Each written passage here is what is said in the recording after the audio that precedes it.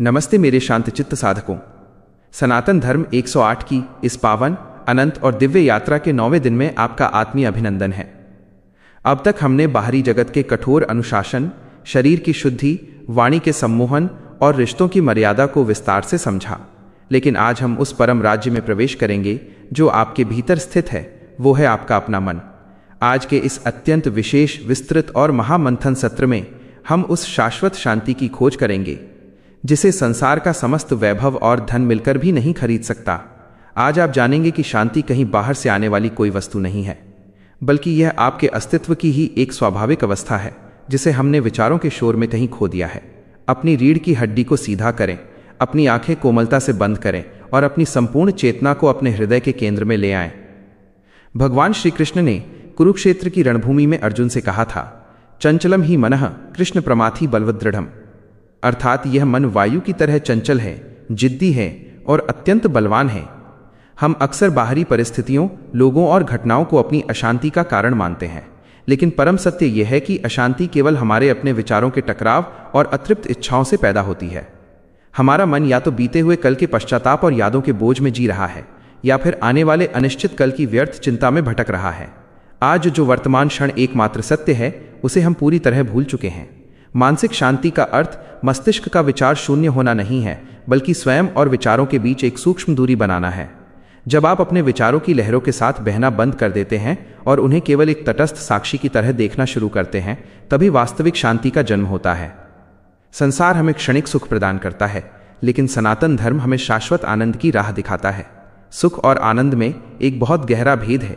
सुख हमारी इंद्रियों और बाहरी वस्तुओं से जुड़ा है, जैसे अच्छा भोजन, सुंदर वस्त्र या सुख सुविधा के साधन। लेकिन सुख की एक निश्चित सीमा है और हर भौतिक सुख के पीछे हमेशा दुख की एक गहरी छाया छिपी होती है। इसके विपरीत आनंद आपकी आत्मा का मूल स्वभाव है। आनंद को पैदा होने के लिए किसी बाहरी कारण या परिस्थिति की आवश्यकता नहीं होती। जब आप स्वयं के साथ एकांत में बैठकर भी उतने ही प्रसन्न और तृप्त होते हैं जितने कि किसी उत्सव की भीड़ में, तब समझिए कि आपने वास्तविक आनंद की दिशा में अपना पहला कदम बढ़ा दिया है। आत्मन्येवात्मना तुष्ट है, अर्थात जो स्वयं में ही संतुष्ट है वही इस जगत में वास्तव में सुखी और स्वतंत्र है। आज से सुख की मृग तृष्णा के पीछे भागना छोड़ें और अपने भीतर छिपे उस आनंद को अनुभव करना शुरू करें।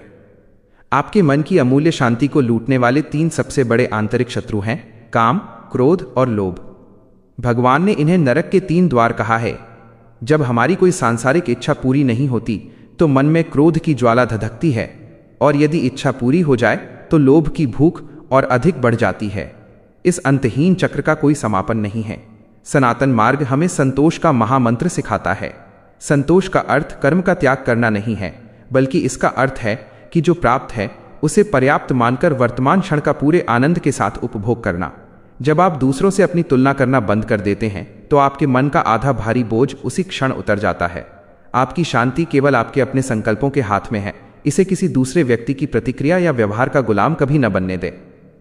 मन के इस विक्षिप्त हाथी को शांत करने के लिए ध्यान और मंत्र जप से बढ़कर इस ब्रह्मांड में कोई दूसरी औषधि नहीं है। मंत्रों की पवित्र ध्वनियां आपके मस्तिष्क के न्यूरॉन्स और विचारों की उथल पुथल को फिर से व्यवस्थित करती हैं। जब आप एकांत में बैठकर या अपने इष्ट देव के मंत्र का मानसिक जाप करते हैं तो आपके भीतर एक सूक्ष्म और नई ऊर्जा का संचार होने लगता है। यह दिव्य ऊर्जा आपके तनाव, भय और अवसाद को पूरी तरह सोख लेती है। प्रतिदिन कम से कम कुछ समय पूर्ण मौन में बैठने का सघन अभ्यास करें। उस सन्नाटे को सुनने की कोशिश करें जो आपके अस्तित्व के भीतर हमेशा से मौजूद है।